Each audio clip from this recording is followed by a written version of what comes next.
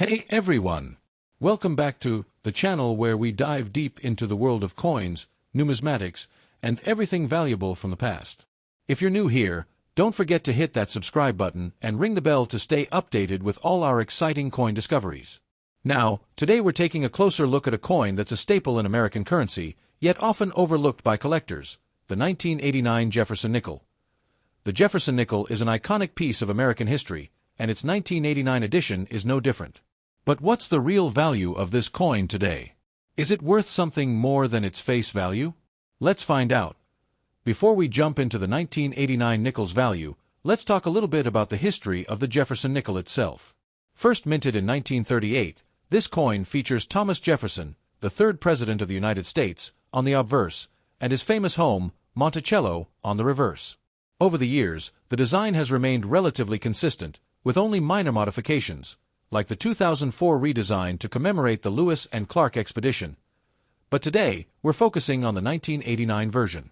This coin was part of the regular yearly minting of the Jefferson nickel, which was struck in both Philadelphia and Denver.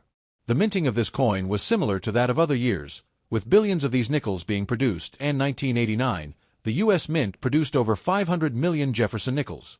These were distributed into circulation across the country, and most of them were used in daily transactions for years. But let's talk about the important question: what is the current value of a 1989 Jefferson nickel today? First off, if you have a standard 1989 Jefferson nickel in average circulated condition, it's worth only 5 cents, just its face value. As with most modern coins, the ones that were mass-produced in the late 80s are not rare, so they don't carry much value beyond their intended purpose as currency.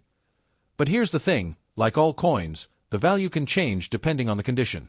If you have a 1989 Jefferson nickel in mint state, meaning it looks practically brand new, without any signs of wear or scratches, its value could be a little higher. A coin in excellent, uncirculated condition might fetch between 10 to 25 cents depending on the exact grade and demand from collectors. Coins are graded based on their condition, and for Jefferson nickels, a popular grading scale is the Sheldon scale, which goes from 1 to 70. AMS 65 coin is generally considered uncirculated and can be worth slightly more than face value, while coins graded MS 70, pristine examples, are quite rare and could fetch a higher price in the market. However, even with a mint condition 1989 Jefferson nickel, the value isn't sky high. You won't be seeing these coins selling for hundreds of dollars, like some rare early 1900s nickels. But if you have a really special version, like a proof nickel from 1989, you might be able to get a little more for it. Proof coins are specially made for collectors and have a much shinier, more detailed finish compared to regular circulation coins. These are often struck with special dies and usually come in limited quantities. The 1989 proof Jefferson nickel was minted in relatively smaller numbers, so while it may not be super rare, it can still be worth more than the standard circulated version. You can find these proof coins ranging in value from $2 to $5 depending on condition and whether it's still in its original packaging. For those of you who are actively collecting or investing in coins, the 1989 Jefferson nickel isn't one that will make you rich overnight.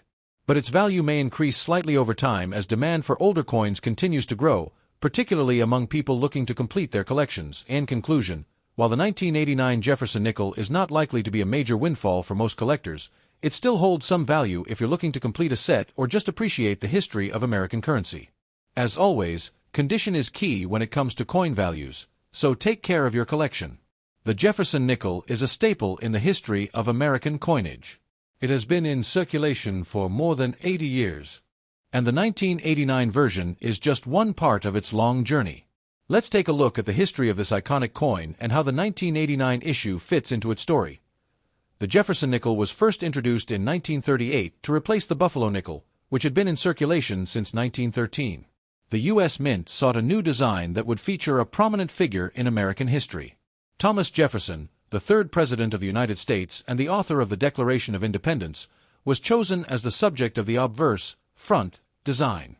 Jefferson's image was created by the renowned engraver Felix Schlag, and it has remained on the coin in various forms ever since. The reverse side of the coin features Monticello, Jefferson's Virginia estate, which reflects his passion for architecture and his life as a plantation owner and farmer.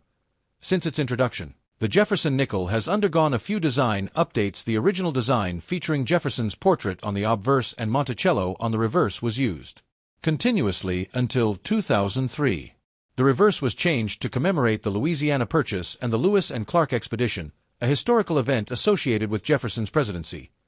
The design was further updated to honor the bicentennial of the Lewis and Clark Expedition, showing a more detailed depiction of Monticello and other new features. The 1989 Jefferson nickel, however, still retains the original design. With no significant changes to its features, and 1989, more than 500 million Jefferson nickels were minted. These coins were distributed across the country and circulated in daily transactions. The U.S. Mint also produced proof coins that were sold to collectors, but the majority of these nickels were intended for general circulation. At the time, the value of the nickel was still 5 cents, though inflation would eventually make this amount worth less in purchasing power over the years. The coin became part of the common change exchanged among Americans for a variety of goods and services. While the 1989 Jefferson nickel doesn't stand out for any dramatic design changes, it does represent a period in U.S. history where coinage was beginning to show signs of aging. By the late 80s, the nickel, along with other coins, was starting to show wear from decades of circulation. The U.S. Mint was focused on producing enough coins to meet growing demand, and the Jefferson nickel was one of the most widely circulated coins of the era. The late 1980s also marked the beginning of greater attention to coin collectors, with more specialized issues like proof sets becoming more popular. The 1989 Jefferson nickel was one of many coins that collectors began to examine more closely for potential value and historical significance. The 1989 Jefferson nickel, like others in the series, remains an important part of American coinage. It serves as a reminder of the nation's rich history, both politically with Jefferson's legacy and culturally through the representation of Monticello. Since 1989, the Jefferson nickel has continued to be a prominent part of U.S. currency, with minting patterns that change each year. The 1989 version, while no longer in production, remains a valuable piece for collectors, especially those interested in the coin's historical context and design. The 1989 Jefferson nickel stands as a testament to America's enduring legacy of coin design, history, and circulation. Though it wasn't a year that saw major changes to the coin, it still plays a significant role in the larger story of the Jefferson nickel's long history. Whether you're a collector or a history enthusiast, the 1989 Jefferson nickel offers a snapshot of U.S. currency in the late 20th century. Thanks for watching today's video. If you enjoyed learning about the 1989 Jefferson nickel, make sure to like, comment, and subscribe for more coin-related content. Do you have any 1989 nickels in your collection? Let us know in the comments below. Until next time, keep collecting and keep your coins safe.